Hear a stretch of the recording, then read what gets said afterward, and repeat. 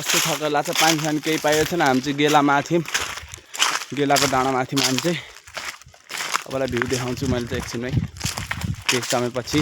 र मैले चाहिँ फाइनली यतिका छु बल्ल बल्ल। र दुईवटा चाहिँ एउटा अन्टीले माग्नुहुन्थ्यो, मलाई फेरि दिएँ, भाइले चाहिँ दिएन, मैले चाहिँ दिएँ। किनकि ठुलो मान्छेले भने नै भन्नु हुँदैन, मैले चाहिँ दिएँ, मागेको थिएँ टक्क लाएर। यो यता छ, हामी यतादेखि जान्छौँ। यस्तो दामी भ्यू छ चाहिँ तलको दृश्य। आइज उता हिमाल माउन्टेन देखाइदिन्छु म।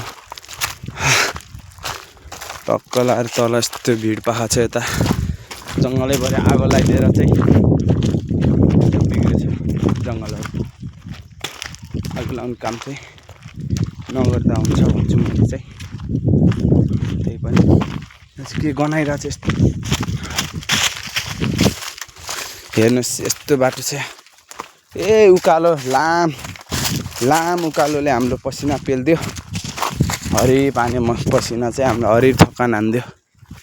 यस्तो उकालो चढ्यौँ। यो चाहिँ बल्ल अलि राम्रो बाटो आएको छ। म चाहिँ पानी खान नपाएर एकदम लो फिल भइरहेको छ हामीलाई चाहिँ दुइटालाई। र यहाँ प्यारको बुट्टा छ, प्यारको गेडा त देख्नुभयो होला। यो 15-20 दिनभित्रमा पाक्छ। र चाहिँ बर्खा समय यस्तो हो कि फल सब्जी यताउति सब फल्छ। मसरुम च्याउ अनि फल्टु लगायत थाकल प्याज लगायतहरू चिजहरू फल्ने गर्छ। एकदम खुसी लाग्छ। आफ्नो नेपालमा चाहिँ खाने चिजको चाहिँ बर्खा महिनामा चाहिँ यस्तो चिन्ता हुँदैन। बारीहरूमा पनि फलिरहेको हुन्छ र यता जङ्गल पाहाडमा पनि फलिरहेको हुन्छ। यतादेखि चाहिँ तल जान्छ कालाकट्टीतिर, यतादेखि चाहिँ जुरोन जान्छ। म चाहिँ एकछिन त्यहाँ माउन्टेन देखिन्छ कि नै त्यो दृश्य देख्न गइरहेको तपाईँहरूलाई चाहिँ। मौसम चाहिँ बहुत नराम्रो मौसम भइरहेछ है आजकल। भोलि चाहिँ गर्मी 1-2 दिन पानी पर्यो बस, त्यसपछि बेटा ठन्डा आराम।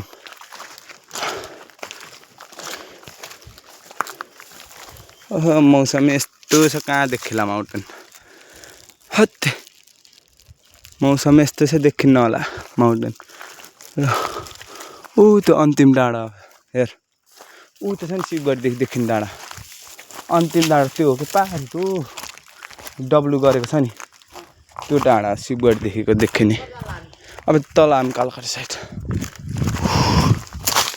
यहाँ चाहिँ पानी छैन, तपाईँलाई सूचना दिन्छु। र पानी छ भनेर आसमा आउनुभयो भने चाहिँ हामी जस्तो नहुनु होला। लास्टै पानीतिर लाग्छ। कोही पानी खाने बेला बाटोमा पानी लौ भाइ भनेर भेट्टे त राम्रो हुन्थ्यो।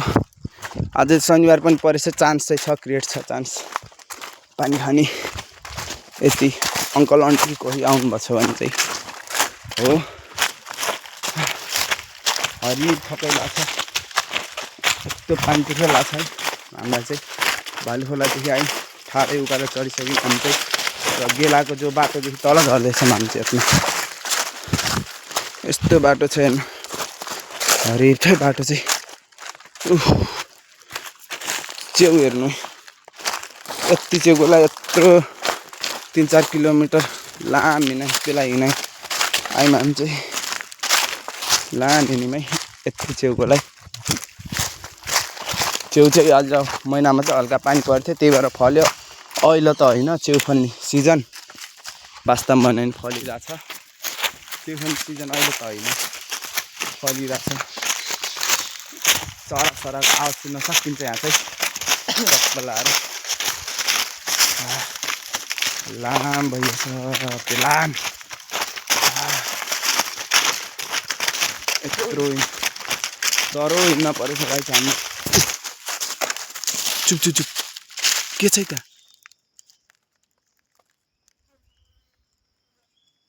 यता देख्छ त माथि देख्छ नि, यता देख्छ ढुङ्गा छोप भन। म यति तल बस्छु छ कि केही।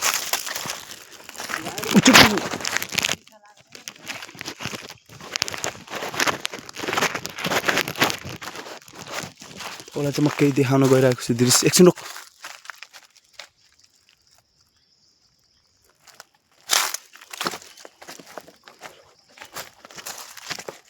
छोप त च्याउ रह्यो, छोप न चौरस्ता त्यहाँ केही न केही छ त यता झिन्दै गरेँ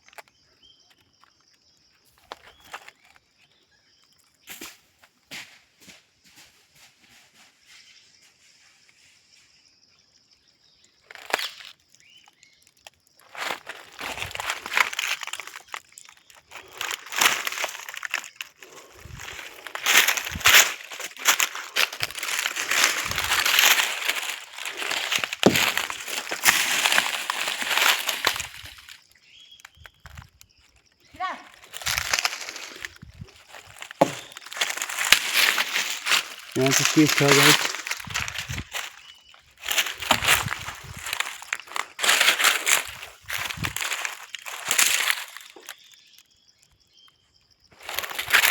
गोरा रहेछ चल चल चल चल चल म चाहिँ यतै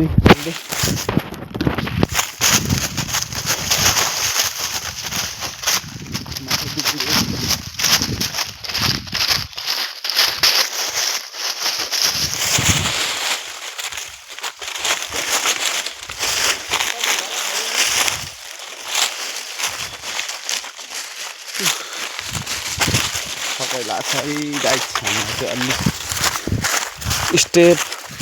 स्टेट बाटोमा आयौँ बल्ल हामी चाहिँ ल यति भन्दै म यसमा गएर मेरो ब्लग सुनाउन चाहन्छु र तपाईँले राम्रो माया दिनु होला लाइक कमेन्ट चाहिँ हाल्नु नबिर्सिनु होला यति भन्दै म बिदा दिन्छु तपाईँहरूलाई चाहिँ ल guys bye bye see you